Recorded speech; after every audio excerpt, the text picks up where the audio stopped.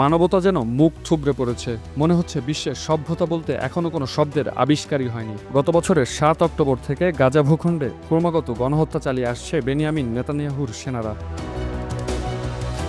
আল জাজিরার এক প্রতিবেদন বলছে, গাজায় গত ২৪ ঘন্টায় ৪৬ ফিলিস্তিনিকে হত্যা করেছে ইসরায়েল। গত ১৮ মার্চ যুদ্ধবিরতি লঙ্ঘন করার পর থেকে ১,৩০৯ ফিলিস্তিনিকে হত্যা করেছে দখলদাররা। গাজায় ইসরায়েলি বাহিনীর চলমান বর্বরতার প্রতিবাদে ক্ষোভে ফুঁসে উঠেছে সারা বিশ্ব। বিশ্বব্যাপী পালিত হচ্ছে নো ওয়ার্ক নো স্কুল কর্মসূচি। এরই ধারাবাহিকতায় মুসলিম ফিলিস্তিনিদের প্রতি সংহতি জানিয়ে সোমবার রাজধানীসহ সারা দেশে পালিত হয় সাধারণ ধর্মঘট। নো ওয়ার্ক নো স্কুল কর্মসূচি সফল করতে ঢাকা বিশ্ববিদ্যালয়, জাহাঙ্গীরনগর জগন্নাথ ইসলামী বিশ্ববিদ্যালয়, বেসরকারি বিশ্ববিদ্যালয় সহ বিভিন্ন শিক্ষা প্রতিষ্ঠান রোববার আনুষ্ঠানিকভাবে জানিয়েছে সোমবার তাদের কোনো ক্লাস পরীক্ষা হচ্ছে না। সোমবার সকাল থেকেই রাজধানীর উত্তর বাড্ডায় ব্র্যাক ইউনিভার্সিটির সামনে অবস্থান নিয়েছে বিশ্ববিদ্যালয়টির শিক্ষার্থীরা। এ সময় তারা ফ্রি ফ্রি প্যালেস্টাইন, ট্রাম্পের ২ গালে জুতা মারো তালে তালে স্লোগানে গাজাবাসীর প্রতি চলমান নির্বিচার গণহত্যার প্রতিবাদ জানায়।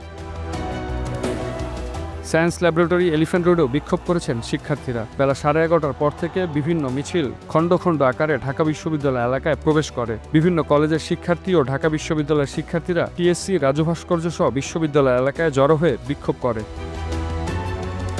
এদিকে পরিস্থিতি স্বাভাবিক রাখতে জাতীয় জাদুঘর ও শাহবাগ এলাকায় পুলিশ ও বিজিবি মোতায়েন করা হয়েছে। ঘটনাস্থলে পুলিশের জলকামানের গাড়ি ও প্রিজন ভ্যানও দেখা গেছে।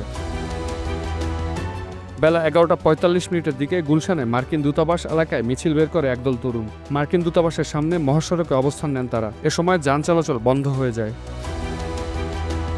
শিক্ষার্থীদের পাশাপাশি গাজায় ইসরায়েলি বাহিনীর গণহত্যার প্রতিবাদে বিক্ষোভ পালিত হয়েছে সারা দেশের বিভিন্ন জেলা উপজেলায়। কর্মসূচিতে মুন্সিগঞ্জ, লক্ষ্মীপুর, ময়মনসিংহ, চুয়াডাঙ্গা, ভোলা, বরিশাল সহ দেশের প্রায় সমস্ত জেলায় ইসরায়েলি বাহিনীর বর্বরতা বন্ধে আরব বিশ্বসহ সারা বিশ্বের মুক্তিকামী জনতাকে এগিয়ে আসার আহ্বান জানানো হয়।